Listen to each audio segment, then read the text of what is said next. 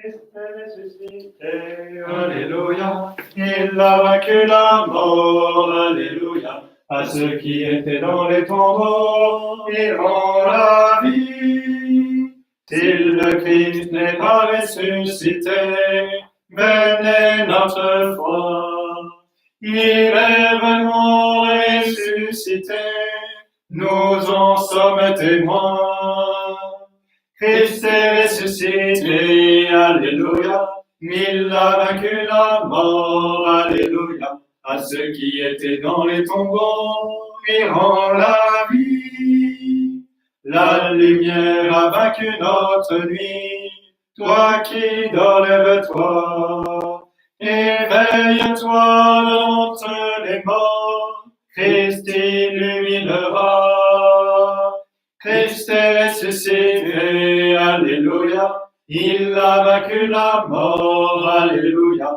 À ceux qui étaient dans les tombeaux, il rend la vie. Nous étions prisonniers de la mort, il nous a délivrés. Ô mort, où est donc ta victoire? Où est ton aiguillon? Christ est ressuscité, Alléluia. Il a vaincu la mort, Alléluia. À ceux qui étaient dans les tombeaux, il rend la vie. C'est par grâce qui nous a sauvés, qu'il nous donne l'Esprit, pour être en lui une louange à la gloire du Père. Christ est ressuscité, Alléluia. Il a vaincu la mort, Alléluia. À ceux qui étaient dans les tombeaux, il rend la vie. Au nom du Père et du Fils et du Saint-Esprit. Amen. La grâce de Jésus, le Christ, notre Seigneur, l'amour de Dieu le Père et la communion de l'Esprit Saint soient toujours avec vous. Et avec votre esprit. Alors, bonsoir chers frères et sœurs, je suis heureux de vous retrouver. Alors je ne vous vois pas mais vous me voyez et vous m'entendez, je l'espère.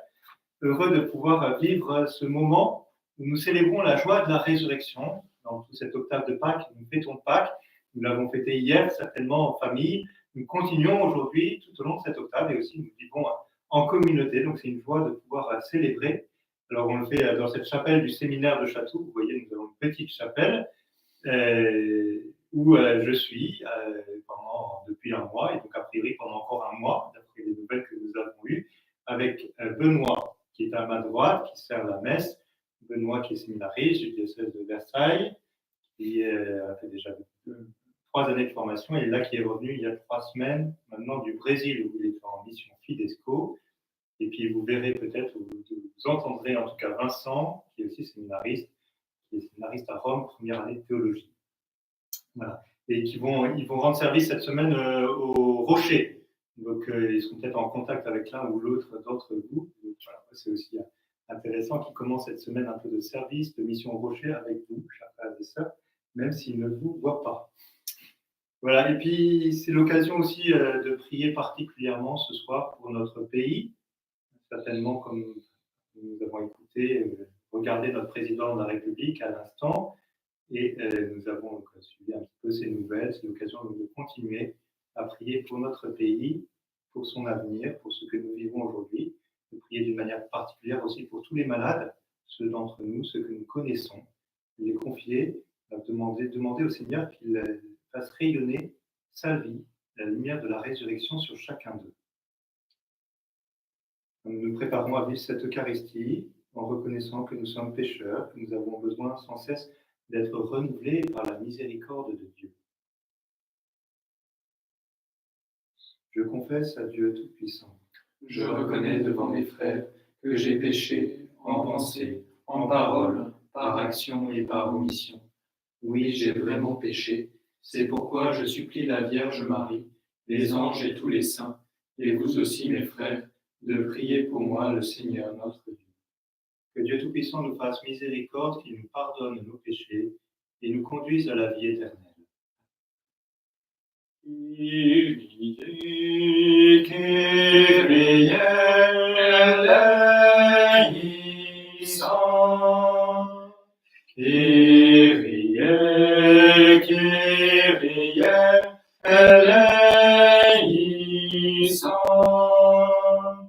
Christ eleison, Christ eleison, Christ eleison. Christ eleison, Christ eleison, Christ eleison. Kyrie, Kyrie eleison.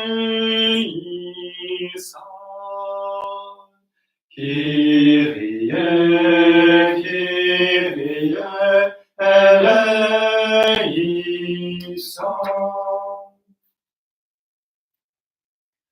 Gloria, Gloria in Excelsis excelsis Deo, Gloria, Gloria in excelsis Deo. Et paix sur la terre aux hommes qui l'aiment. Nous te louons, nous te bénissons. Nous t'adorons, nous te glorifions. Nous te rendons grâce pour ton immense gloire.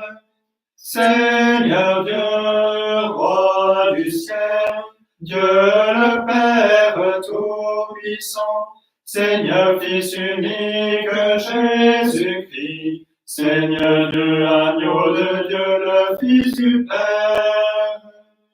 Toi qui enlèves le péché du monde, prends pitié de nous. Toi qui enlèves le péché du monde, reçois notre prière. Toi qui es assis à la droite du Père, prends pitié de nous. Car toi seul est saint, toi seul est Seigneur, toi seul est le Très-Haut. Jésus-Christ avec le Saint-Esprit, dans la gloire de Dieu le Père. Amen. Gloria, Gloria in excelsis Deo. Gloria, Gloria in excelsis Deo. Prions le Seigneur. Dieu qui agrandit toujours ton Église en lui donnant par le baptême de nouveaux enfants, accorde à tes fils d'être fidèles toute leur vie aux sacrements qu'ils ont reçus dans la foi. Par Jésus-Christ, ton Fils, notre Seigneur et notre Dieu, qui règne avec toi et le Saint-Esprit, maintenant et pour les siècles des siècles. Amen.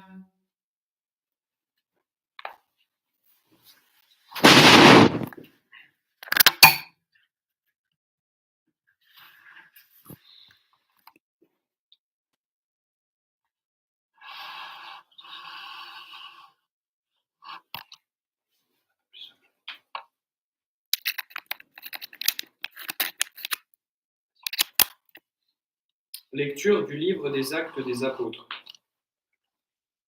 Le jour de la Pentecôte, Pierre, debout avec les 11 autres apôtres, éleva la voix et leur fit cette déclaration. Vous, Juifs, et vous tous qui résidez à Jérusalem, sachez bien ceci, prêtez l'oreille à mes paroles. Il s'agit de Jésus le Nazaréen, homme que Dieu a accrédité auprès de vous, en accomplissant par lui des miracles, des prodiges et des signes au milieu de vous, comme vous le savez vous-même. Cet homme, livré selon le dessein bien arrêté et la prescience de Dieu, vous l'avez supprimé, en le clouant sur le bois par la main des impies. Mais Dieu l'a ressuscité en le délivrant des douleurs de la mort, car il n'était pas possible qu'elle le retienne en son pouvoir. En effet, c'est de lui que parle David dans le psaume. Je voyais le Seigneur devant moi sans relâche. Il est à ma droite, je suis inébranlable. C'est pourquoi mon cœur est en fête et ma langue exulte de joie. Ma chair elle-même reposera dans l'espérance. Tu ne peux m'abandonner au séjour des morts, ni laisser ton fidèle voir la corruption. Tu m'as appris des chemins de vie, tu me rempliras d'allégresse par ta présence. Frères, il est permis de vous dire avec assurance, au sujet du patriarche David, qu'il est mort, qu'il a été enseveli, et que son tombeau est encore aujourd'hui chez nous. Comme il était prophète, il savait que Dieu lui avait juré de faire asseoir sur son trône un homme issu de lui. Il a vu d'avance la résurrection du Christ, dont il a parlé ainsi. Il n'a pas été abandonné à la mort, et sa chair n'a pas vu la corruption. Ce Jésus, Dieu l'a ressuscité. Nous tous, nous en sommes témoins. Élevé par la droite de Dieu, il a reçu du Père l'Esprit Saint qui était promis, et il l'a répandu sur nous, ainsi que vous le voyez et l'entendez. Parole du Seigneur. Nous rendons grâce à Dieu. Garde-moi, mon Seigneur, j'ai fait de toi mon refuge. J'ai dit au Seigneur, tu es mon Dieu, je n'ai d'autre bonheur que toi. Seigneur, tu es toute ma joie. Garde-moi, mon Seigneur, j'ai fait de toi mon refuge. J'ai dit au Seigneur, tu es mon Dieu, je n'ai d'autre bonheur que toi. Seigneur, tu es toute ma joie. Garde-moi, mon Dieu, j'ai fait de toi mon refuge. J'ai dit au Seigneur, tu es mon Dieu. Seigneur, mon partage et ma coupe, de toi dépend mon sort. Garde-moi, mon Seigneur, j'ai fait de toi mon refuge. J'ai dit au Seigneur, tu es mon Dieu, je n'ai d'autre bonheur que toi. Seigneur, tu es toute ma joie. Je bénis le Seigneur qui me conseille. Même la nuit, mon cœur m'avertit. Je garde le Seigneur devant moi sans relâche. Il est à ma droite, je suis inébranlable. Garde-moi, mon Seigneur, j'ai fait de toi mon refuge. J'ai dit au Seigneur, tu es mon Dieu, je n'ai d'autre bonheur que toi. Seigneur, tu es toute ma joie. Mon cœur exulte, mon âme est en fête. Ma chair et le même repose en confiance. Tu ne peux m'abandonner à la mort, ni laisser ton ami voir la corruption. Garde-moi, mon Seigneur, j'ai fait de toi mon refuge. J'ai dit au Seigneur, tu es mon Dieu, je n'ai d'autre bonheur que toi. Seigneur, tu es toute ma joie. Tu m'apprends le chemin de la vie. Devant ta face, débordement de joie. À ta droite, éternité de délices. Garde-moi, mon Seigneur, j'ai fait de toi mon refuge. J'ai dit au Seigneur, tu es mon Dieu, je n'ai d'autre bonheur que toi. Seigneur, tu es toute ma joie.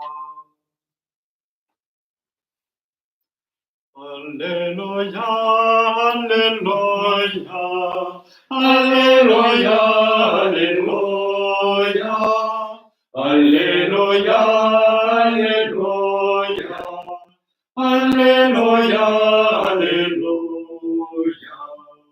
Voici le jour que fit le Seigneur, qu'il soit pour nous jour de fête et de joie. Alléluia, Alléluia, Alléluia, Alléluia. Alléluia, Alléluia, Alléluia, Alléluia. Le Seigneur soit avec vous. Et avec votre esprit, De l'Évangile de Jésus-Christ selon saint Matthieu. gloire à toi, Seigneur. En ce temps-là, quand les femmes eurent entendu les paroles de l'ange, vite, elles quittèrent le tombeau, remplies à la fois de crainte et d'une grande joie. Et elles coururent porter la nouvelle à ses disciples. Et voici que Jésus vint à leur rencontre et leur dit : « Je vous salue. » Elles s'approchèrent, lui saisirent les pieds et se prosternèrent devant lui. Alors Jésus leur dit : « Soyez sans crainte. Allez annoncer à mes frères qu'ils doivent se rendre en Galilée, c'est là qu'ils me verront. » Tandis qu'elles étaient en chemin, quelques-uns des gardes allèrent en ville annoncer au grand prêtre tout ce qui s'était passé. Ceux-ci, après s'être réunis avec les anciens et avoir tenu conseil, donnèrent aux soldats une forte somme en disant : « Voici ce que vous direz. Ces disciples sont venus voler le corps la nuit pendant que nous dormions. Et si tout cela vient aux oreilles du gouverneur, nous lui expliquerons la chose et nous vous éviterons tout ennui. » Les soldats prirent l'argent et suivirent les instructions. Et cette explication s'est propagée chez les Juifs jusqu'à aujourd'hui. Acclamons la parole de Dieu. Louange à toi, Seigneur Jésus.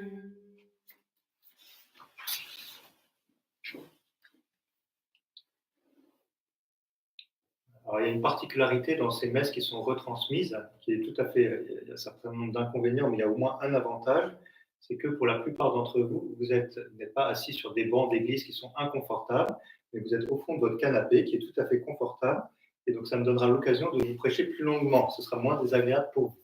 Donc je vous préviens tout de suite, je ne ferai pas tout à fait aussi long que M. Macron, mais ce ne sera pas très loin.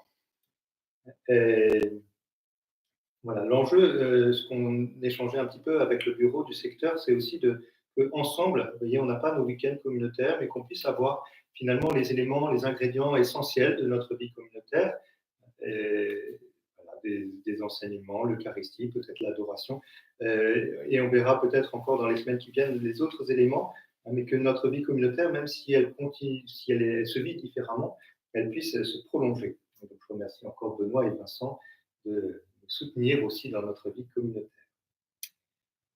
Voilà, nous continuons aujourd'hui à vivre la joie de la résurrection que nous avons reçue de manière si particulière cette année dans la Vigile pascale. Cette joie, donc, nous la partageons dans cette Eucharistie, ici, dans cette Eucharistie que je célèbre dans ce séminaire à Chatou, avec vous, chers frères et sœurs, et pour vous. Cette joie de la résurrection, nous la célébrons pendant une semaine parce que la résurrection de Jésus, c'est un événement capital qui vient bouleverser, transformer notre vie en profondeur. La vie de Marie-Madeleine et des autres femmes a été renouvelée par la rencontre avec Jésus ressuscité. La vie de Pierre et des autres apôtres a été transformée. Nous savons que cette transformation, elle peut prendre du temps. Nous savons aussi qu'elle est marquée par des moments particuliers qui sont des moments de grâce. Et peut-être justement que cette semaine de l'octave pascale, au milieu de ce temps de confinement, ça peut être le temps d'un basculement, le temps d'un renouvellement de notre vie personnelle, notre vie communautaire, et je l'espère aussi, un renouvellement du monde. Dans l'évangile que nous entendons ce soir, après les événements bouleversants du Vendredi Saint, Jésus ressuscité apparaît aux femmes. Les femmes viennent d'entendre l'annonce de l'ange, c'est l'évangile que nous avons entendu samedi soir au cours de la Vigile pascale, et l'ange leur avait donné un message qui était très court, avec simplement 2 points. Jésus est ressuscité, il vous précède en Galilée. Et alors, aujourd'hui, nous entendons les femmes qui sont en chemin, et donc il y a une espèce de répétition. On a plus simplement des anges, mais Jésus lui-même qui apparaît aux femmes. Et qu'est-ce que Jésus dit aux femmes ? Il n'a même pas besoin de redire qu'il est ressuscité, puisque maintenant ça se voit. Mais il leur dit simplement, dites aux disciples d'aller en Galilée, c'est là qu'ils me verront. Pourquoi est-ce que Jésus insiste autant sur la Galilée ? Est-ce que Jésus n'aurait pas pu apparaître tout simplement à Jérusalem ? Mais il semble que dès le début, Jésus veut guider ses disciples sur des chemins nouveaux. Et puis dans l'autre partie de l'évangile que nous avons entendu ce soir, nous voyons un petit peu le contraire. Nous voyons cette machination des grands prêtres qui veulent éviter ces chemins nouveaux, qui veulent faire taire la nouvelle de la résurrection pour continuer une vie ordinaire comme si rien ne s'était passé. Alors à partir de cet évangile, je voudrais peut-être me hasarder à réfléchir un peu sur ce que pourrait être notre Galilée à nous aujourd'hui, ce chemin nouveau où Jésus nous attend. Alors je vais vous proposer quelques points d'interprétation de ces événements que nous vivons, en particulier pour nous, pour notre secteur Louis et Zélie Martin de la communauté de l'Emmanuel. Je crois en effet que c'est important, et ça a fait l'objet de certains de nos échanges en bureau de secteur ces dernières semaines, que nous devons commencer, non pas à comprendre l'épreuve que nous vivons, parce que nous ne comprenons jamais vraiment une épreuve. Nous ne pouvons pas non plus vraiment préparer ce que nous vivrons après. Nous ne savons pas, peut-être moins que jamais, de quoi cet après sera fait. Mais nous devons, je le crois vraiment, comme toujours, être attentifs aux signes des temps, aux suggestions actuelles de l'Esprit Saint. Alors, je voudrais vous le proposer en repartant des 3 grâces fondatrices de notre communauté, adoration, compassion, évangélisation. Et puis, je le proposerai aussi en distinguant 3 étapes de ce que le Seigneur nous a fait vivre cette année dans notre secteur.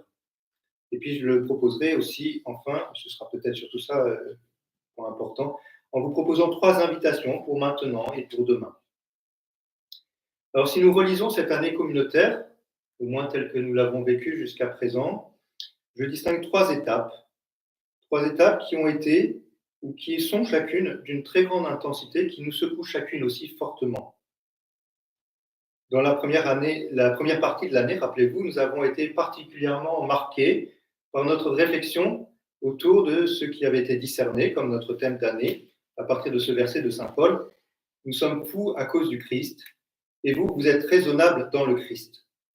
Et cette phrase avait été l'occasion de nous renouveler dans l'exercice des charismes, dans un sens que nous n'avons pas encore bien compris jusqu'à présent. Et à travers nos différentes rencontres, je pense en particulier à nos soirées du samedi soir, nous avons cherché à être vigilants aux appels de l'Esprit Saint, au charisme que le Seigneur voulait renouveler en nous. Après, nous avons eu une deuxième étape qui a commencé pour notre secteur le samedi 12 janvier, lorsque nous avons appris, avec douleur et stupéfaction, l'hospitalisation en urgence de notre sœur Claire Fichefeu.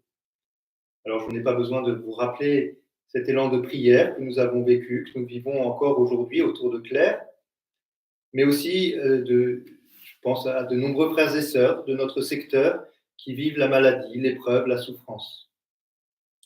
Et nous nous sommes retrouvés, en particulier, j'ai en mémoire cette soirée du lundi 14 janvier, de très nombreux frères et sœurs de communauté du secteur, des Amis de Claire, aussi au Ménil-le-Roi, pour cette belle soirée de prière. Et je crois vraiment que le Seigneur a voulu nous parler, et nous parle encore à travers cette épreuve. Parce qu'avec Claire, c'était non seulement une sœur de communauté qui était touchée, mais aussi d'une certaine manière, finalement, une mère. Avec Damien, Claire a guidé notre secteur, notre province pendant de nombreuses années, et beaucoup d'entre nous avons pu vivre des moments importants avec eux. Et d'une certaine manière, finalement, c'est un peu comme si notre secteur était pas touché à la tête, mais au cœur. Et puis maintenant, il y a cette 3e étape qui a commencé il y a un mois, dès le début du mois de mars, lorsque nous n'avons plus eu la possibilité de nous rassembler pour les messes dominicales, puis pour tous nos rassemblements ordinaires, nos maisonnées, nos rencontres communautaires, l'accompagnement. Et nous sommes toujours dans cette étape, et puis pour encore un certain temps. Alors je voudrais du coup vous proposer cette relecture, vous en ferez ce que vous voulez. Et je crois que pendant la première partie de l'année, le Seigneur nous a renouvelés, ou au moins c'est le chemin qu'il a voulu nous proposer, dans une grâce d'adoration. Il a voulu nous faire revenir dans une plus grande intimité avec lui. L'exercice des charismes, ce n'est pas d'abord un exercice extérieur, c'est une démarche intérieure. Les charismes ne naissent que dans l'intimité avec le Seigneur. Ils naissent d'une attention humble, discrète, à la voix de l'Esprit Saint qui parle au fond de notre cœur à la manière d'une brise légère. Et vivre dans cette attention aux motions de l'Esprit Saint qui sont parfois surprenantes, mais souvent très ordinaires, ça nous rapproche, ça nous resserre près de Jésus. Exercer les charismes nous conduit à parler au nom de Jésus, à agir en son nom, selon bien des modalités. Jésus, donc, je crois, a vraiment voulu finalement resserrer notre intimité avec lui. Dans la deuxième partie de l'année, autour de Claire, nous avons pu toucher à la compassion. Nous avons éprouvé de la compassion pour Claire, pour Damien, pour leurs enfants, pour d'autres malades ou personnes souffrantes de notre secteur ou ailleurs. Mais il s'agit de bien plus que de cela, bien plus que simplement d'éprouver de la compassion. Nous n'avons pas seulement éprouvé de la compassion, nous avons nous-mêmes souffert. Nous devons le reconnaître parce que nous avons tous été touchés par les événements que nous vivions. Nous avons pu avoir des moments de doute, des moments de découragement, des incompréhensions, peut-être même des révoltes. Autant de caractéristiques finalement de notre mission de compassion. La compassion, ce n'est pas un sentiment extérieur. La compassion, c'est souffrir avec Jésus. Et je crois que nous avons été finalement plongés dans ce feu, sans y prendre garde, parce que Jésus ne nous avait pas prévenus. Mais c'est de cette manière-là qu'on entre dans la compassion. Et puis du coup, j'associerai peut-être paradoxalement la troisième partie de l'année que nous vivons maintenant à la mission. Alors vous allez me dire que la mission, elle est impossible en ce temps de confinement. C'est vrai pour une part. Peut-être même que nous avons dû interrompre un certain nombre de nos missions communautaires ou les prolonger sous un mode plus ou moins chaotique. Nous ne pouvons plus sortir. Les moyens de communication qui sont à notre disposition peut-être peuvent servir pour l'évangélisation, mais nous voyons bien aussi leurs limites. Mais c'est là justement que je voudrais vous adresser un petit peu ces trois invitations à discerner, peut-être à mûrir aussi pendant les prochains jours de secteur. Et je vais les prendre cette fois-ci dans l'autre sens. La première invitation que je voudrais vous adresser, c'est précisément de faire de la situation exceptionnelle que nous vivons aujourd'hui un point de départ d'une ampleur inouïe pour l'évangélisation du monde.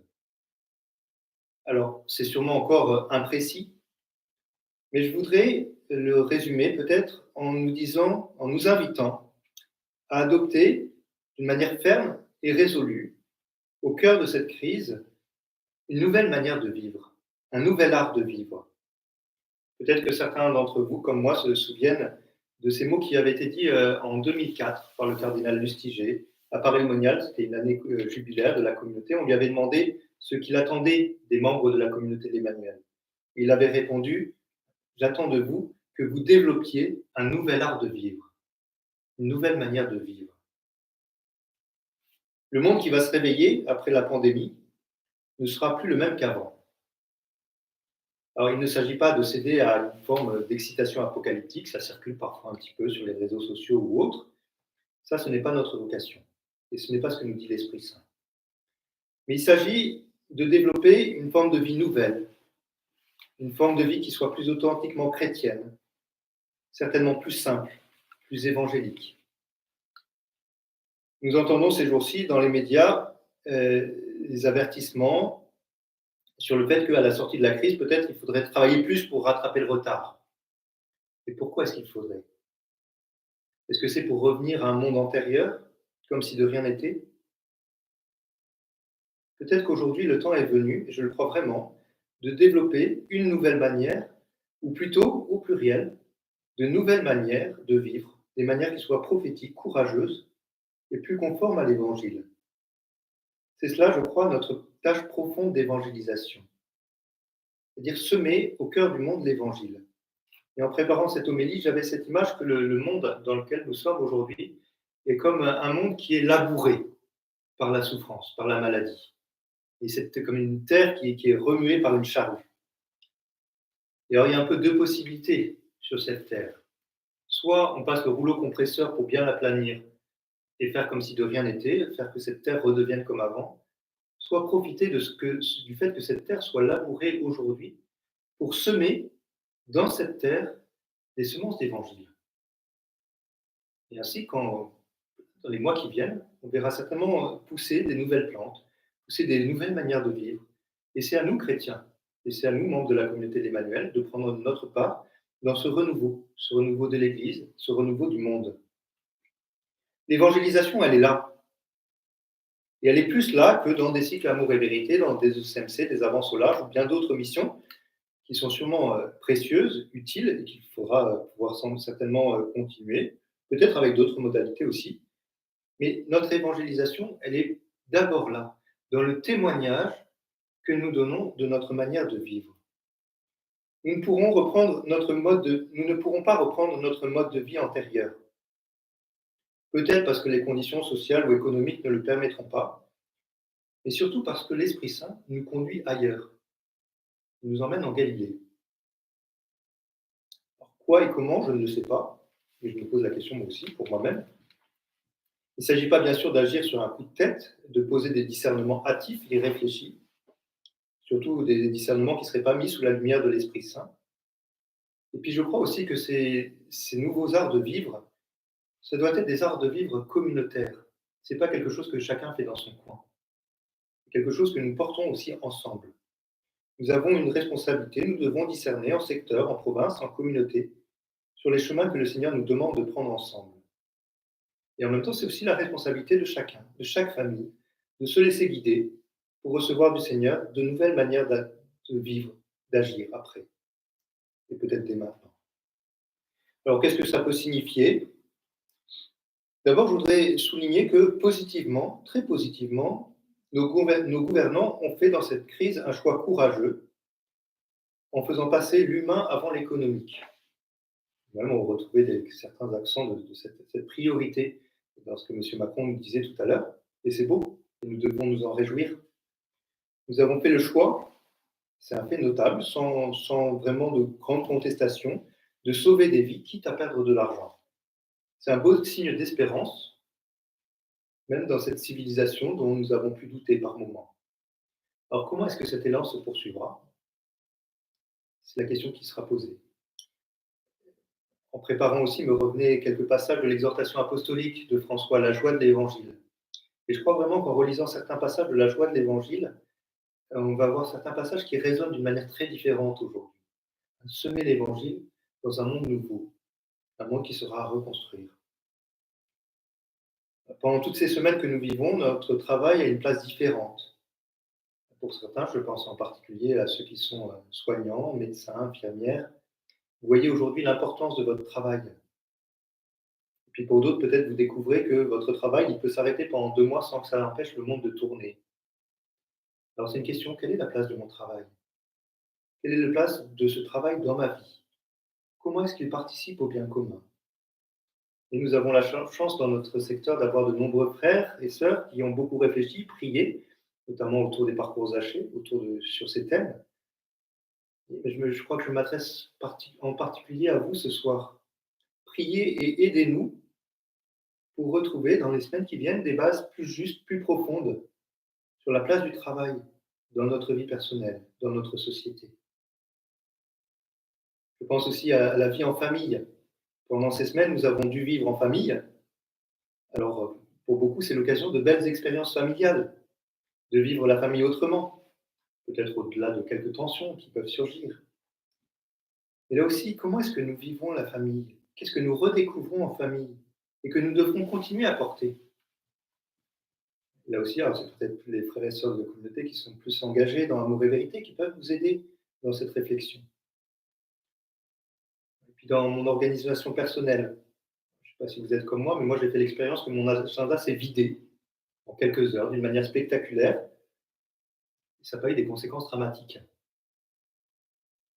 Et c'est intéressant. Ça m'oblige peut-être aussi à repenser quels sont mes engagements, comment est-ce que je les vis. Voilà, un certain nombre de pistes qui sont encore floues peut-être aujourd'hui, mais qui doivent nous inviter. Quelle sera ma manière d'agir, ma manière de vivre prophétique ? Quel est l'art de vivre auquel le Seigneur m'invite personnellement, en famille, en communauté ? Alors ça, c'était un peu pour cette première invitation à partir de l'évangélisation. Je reviens maintenant donc au deuxième, à la compassion. Une deuxième invitation. Je voudrais nous inviter, et ça va avec ce que je disais à l'instant sur ce nouvel art de vivre, à une fraternité renouvelée. Et aussi M. Macron en parlait, donc j'étais heureux que je le souligne. Nous en avons fait l'expérience, je crois, dans nos maisonnées, en secteur, notamment autour de toutes les personnes qui souffrent, de Claire, de Damien, je pense à Alexis, puis bien d'autres. Le monde attend le témoignage de notre fraternité. La situation actuelle nous montre d'ailleurs des beaux signes de fraternité renouvelée, des relations fraternelles avec nos proches, avec nos voisins, avec nos familles.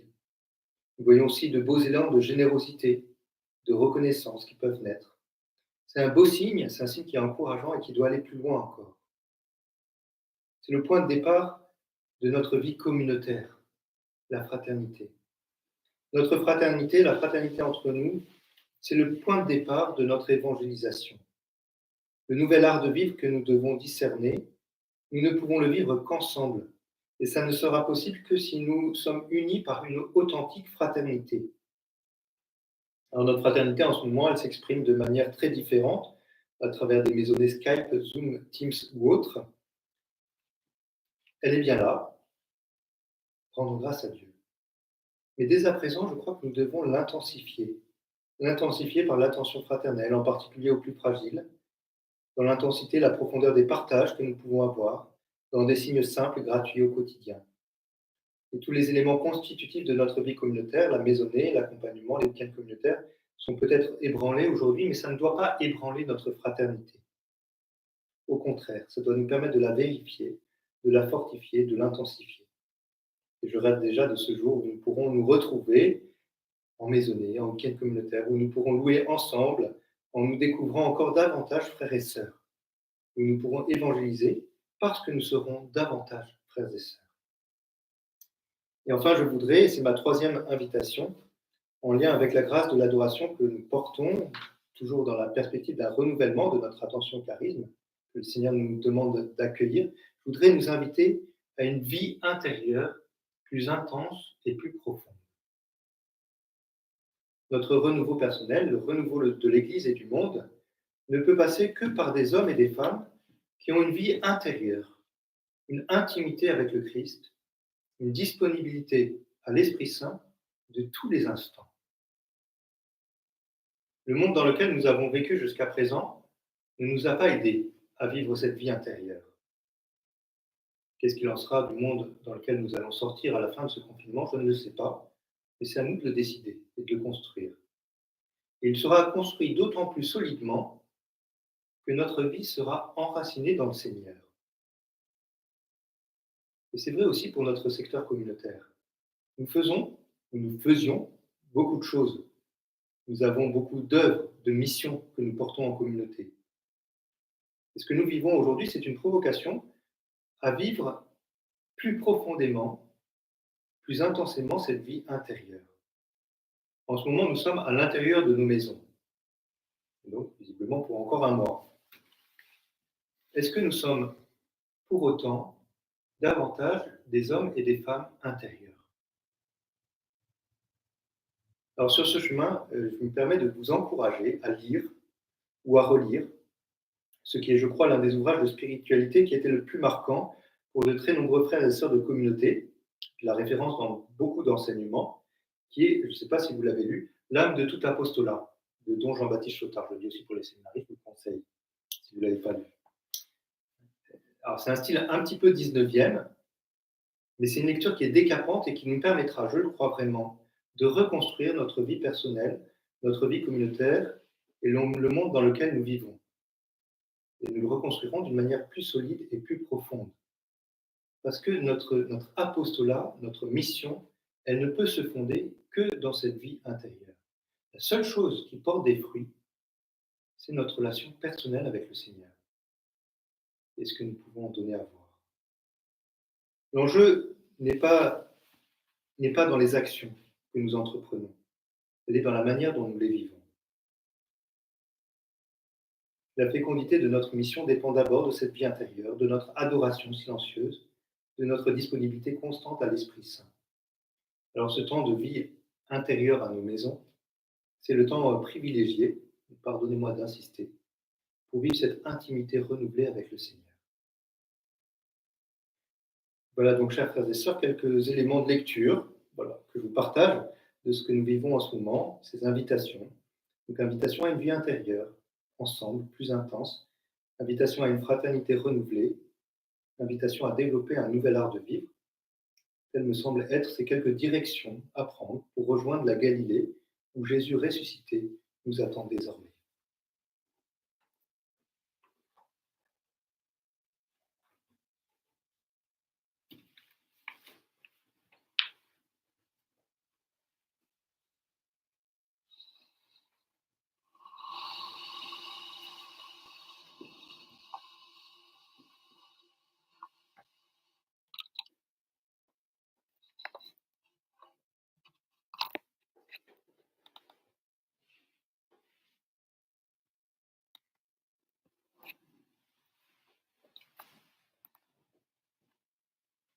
Père Saint, vois ton peuple qui t'offre ces présents que tu lui as donnés. Dans la joie et dans l'action de grâce, pour ton immense bonté, ce pain seul que ta main nous donne. Père Saint Dieu, source de tout bien, à l'Esprit pour nous tu les transformes en sacrement du salut. Il est grand, ô Seigneur, ce mystère, qui nous rend dignes de vivre en toi. Prends nos vies et reçois nos louanges, comme une offrande d'amour. Prions ensemble au moment d'offrir le sacrifice de toute l'Église. Pour la gloire de Dieu et le salut du monde. Accueille avec bonté, Seigneur, les offrandes de ton peuple, renouvelées par la foi et le baptême, qu'ils parviennent au bonheur sans fin, par Jésus le Christ, notre Seigneur. Le Seigneur soit avec vous, Et avec votre esprit, élevons notre cœur, nous le tournons vers le Seigneur. rendons grâce au Seigneur notre Dieu. Cela est juste et bon. Vraiment, il est juste et bon de te glorifier, Seigneur, en tout temps, mais plus encore en ces jours où le Christ, notre Pâque, a été immolé. Car il est l'agneau véritable qui a enlevé le péché du monde. En mourant, il a détruit notre mort. En ressuscitant, il nous a rendu la vie. C'est pourquoi le peuple des baptisés, rayonnant de la joie pascale, exulte par toute la terre, tandis que les anges dans le ciel chantent sans fin l'hymne de ta gloire. Sanctus, Sanctus, Sanctus, Dominus Deus Sabaoth. Sanctus, Sanctus, Sanctus, Dominus Deus Sabaoth. Pleni sunt cieli et terra, gloria tua. Hosanna, Hosanna in excelsis, Hosanna, Hosanna in excelsis, Hosanna, Hosanna in excelsis, Hosanna, Hosanna in excelsis. Benedictus qui venit in nomine Domini. Hosanna, Hosanna in excelsis, Hosanna, Hosanna in excelsis, Hosanna, Hosanna in excelsis, Hosanna, Hosanna in excelsis. Toi qui es vraiment saint, toi qui es la source de toute sainteté, nous voici rassemblés devant toi, et dans la communion de toute l'Église, nous célébrons le jour très saint où ressuscita selon la chair notre Seigneur Jésus-Christ. Par lui que tu as élevé à ta droite, Dieu notre Père, nous te prions. Sanctifie ces offrandes en répandant sur elles ton esprit, qu'elles deviennent pour nous le corps et le sang de Jésus le Christ, notre Seigneur. Au moment d'être livré et d'entrer librement dans sa passion, il prit le pain, il rendit grâce, il le rompit et le donna à ses disciples en disant : Prenez et mangez-en tous. Ceci est mon corps livré pour vous.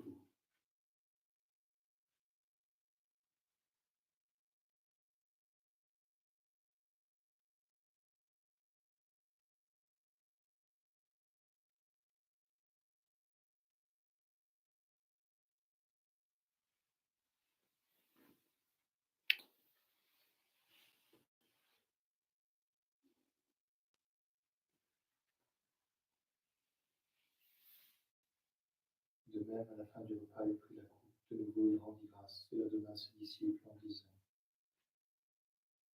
Prenez et buvez-en tous, car ceci est la coupe de mon sang, le sang de l'alliance nouvelle et éternelle, qui sera versé pour vous et pour la multitude en rémission des péchés. Vous ferez cela en mémoire de moi.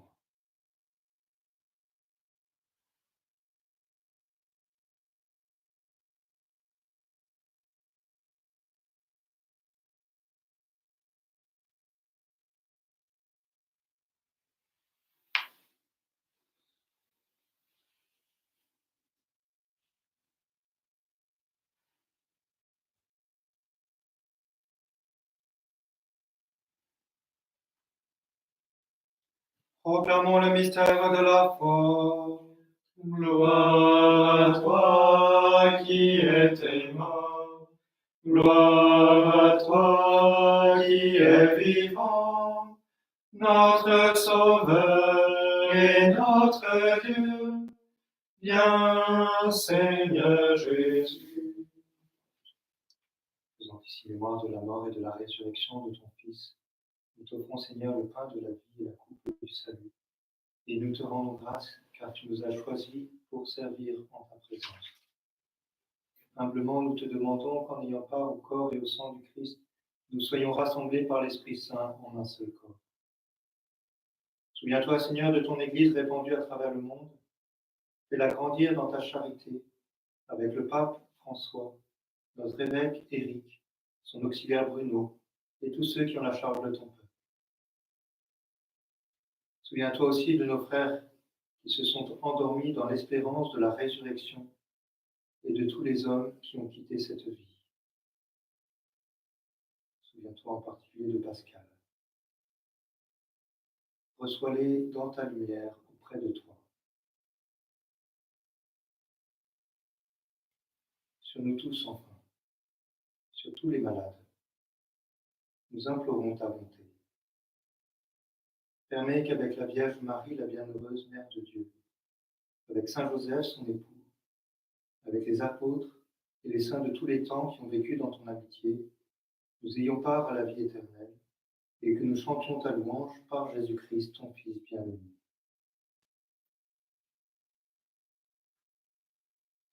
Par lui, avec lui et en lui, à toi, Dieu le Père Tout-Puissant, dans l'unité du Saint-Esprit, tout honneur et toute gloire pour les siècles des siècles. Amen.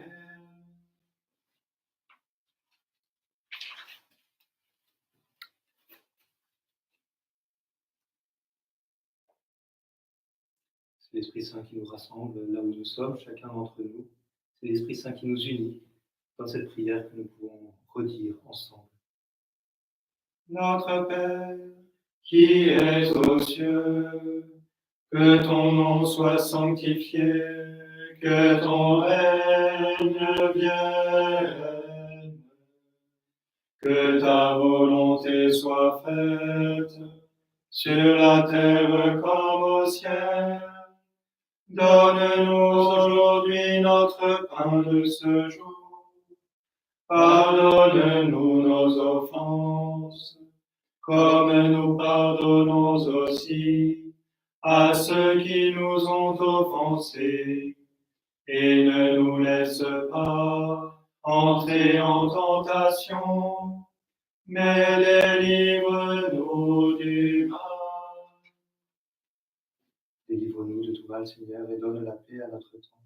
Par ta miséricorde, libère-nous du péché.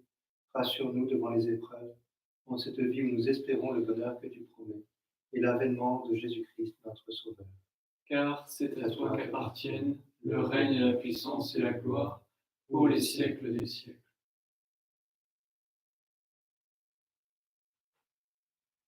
Seigneur Jésus-Christ, tu as dit à tes apôtres, je vous laisse la paix, je vous donne ma paix. Ne regarde pas nos péchés, mais la foi de ton Église.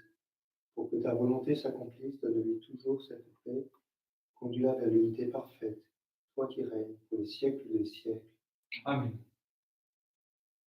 Que la paix du Seigneur soit toujours avec vous. Et avec votre esprit.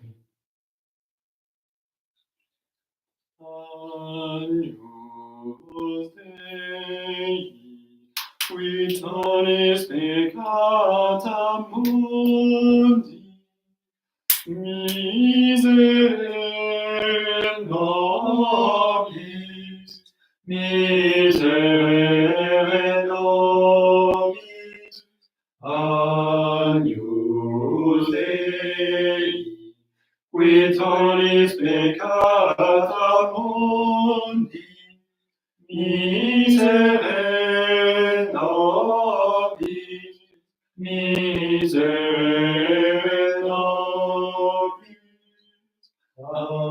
Agnus Dei, qui tollis peccata mundi, dona nobis pacem, dona nobis pacem.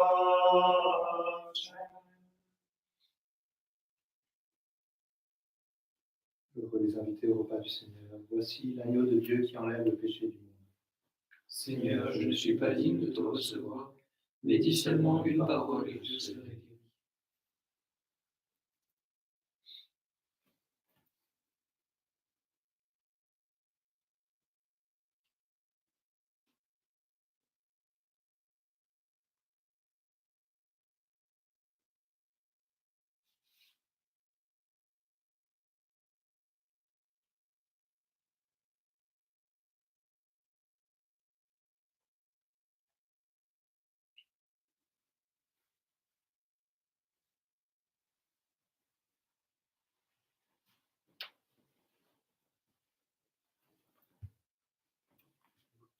Amen.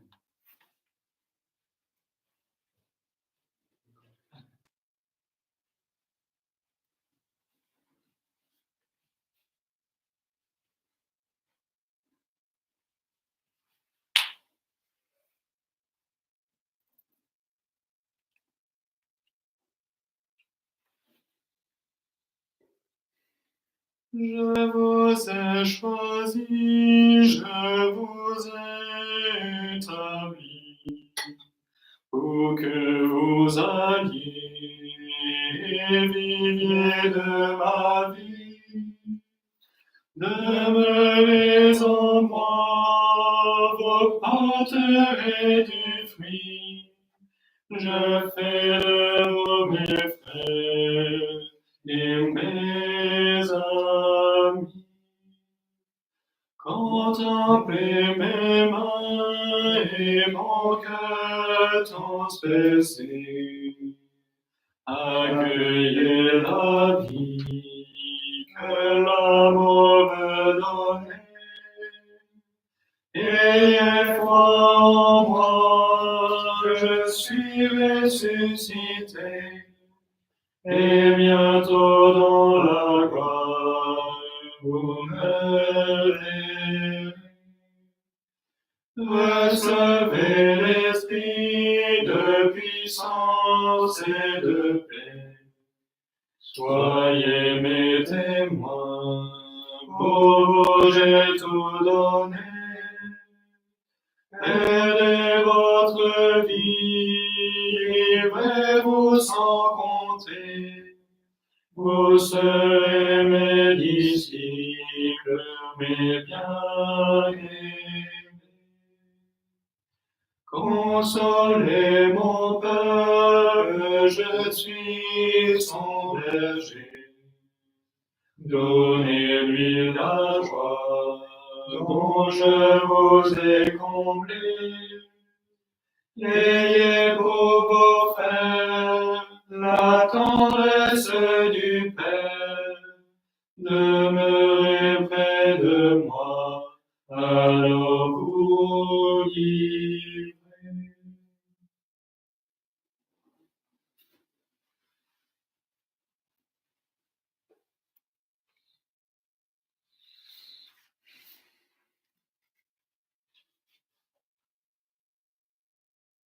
Prions encore le Seigneur.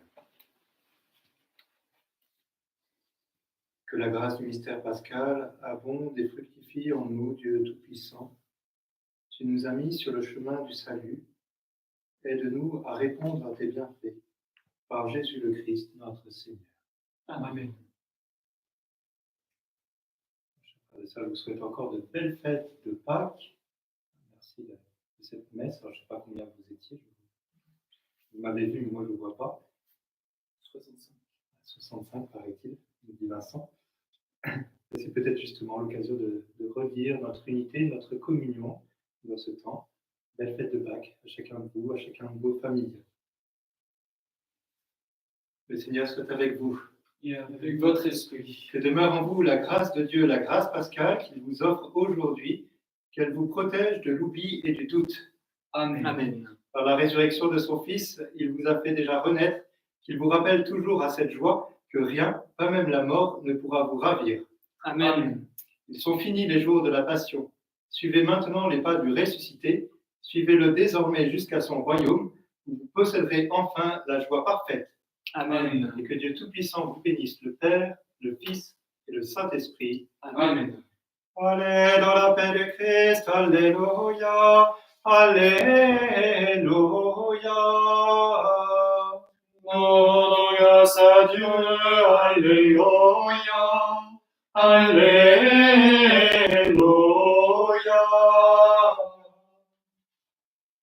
Jésus-Christ est Seigneur, alléluia. Jésus-Christ est vivant, ressuscité. Par sa mort, il a vaincu la mort. Alléluia, alléluia, alléluia, alléluia. Alléluia, alléluia, alléluia. Alléluia, alléluia, alléluia. Alléluia. Par son sang, il nous a délivrés du péché, des ténèbres et de la mort. Il nous a rachetés pour toujours. Alléluia. Alléluia, alléluia, alléluia. Alléluia, alléluia, alléluia. Alléluia, alléluia, alléluia. Alléluia. Aujourd'hui nous en sommes témoins. Son amour est plus fort que la mort. Par sa croix il nous a rachetés. Alléluia. Alléluia, alléluia, alléluia. Alléluia, alléluia, alléluia. Alléluia, alléluia, alléluia. Alléluia. Louez-le car il vient pour vous sauver. Exultez car voici votre sauveur. Il est Dieu, il est roi victorieux. Alléluia. Alléluia, alléluia, alléluia. Alléluia, alléluia, alléluia. Alléluia, alléluia,